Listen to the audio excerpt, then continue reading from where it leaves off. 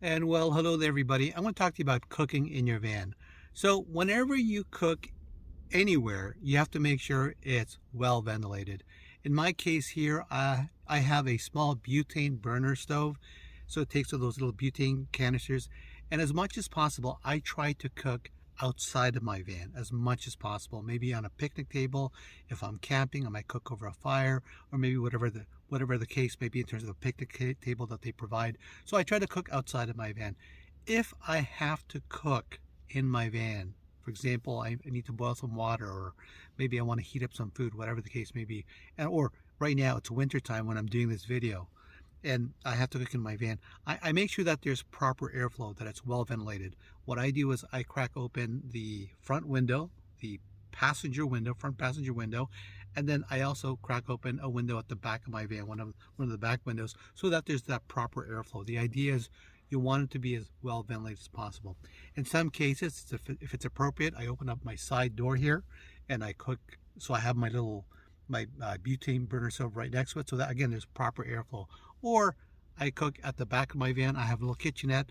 I've got a table that sort of pops open, and then I could cook there as well.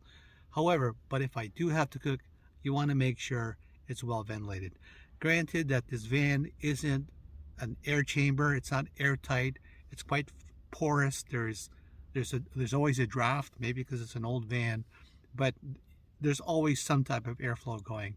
And if you have to cook in your van, one thing I always suggest is make sure you have a carbon monoxide detector. Make sure you have a smoke detector. Usually they come as a combination: carbon monoxide detector, smoke detector. I have a fire extinguisher right next to me that I can easily grab, just in case. You never know what's going to happen. I've cooked hundreds and hundreds of meals in this van, and I've been perfectly fine. And the other thing that you also should consider, just like anything else, make sure you have a first aid kit. You can pick one up for $20, $25. You can pick one up anywhere. So those are the things that you should have close by if you're going to be cooking in your van. And as much as possible, you want it to be well ventilated.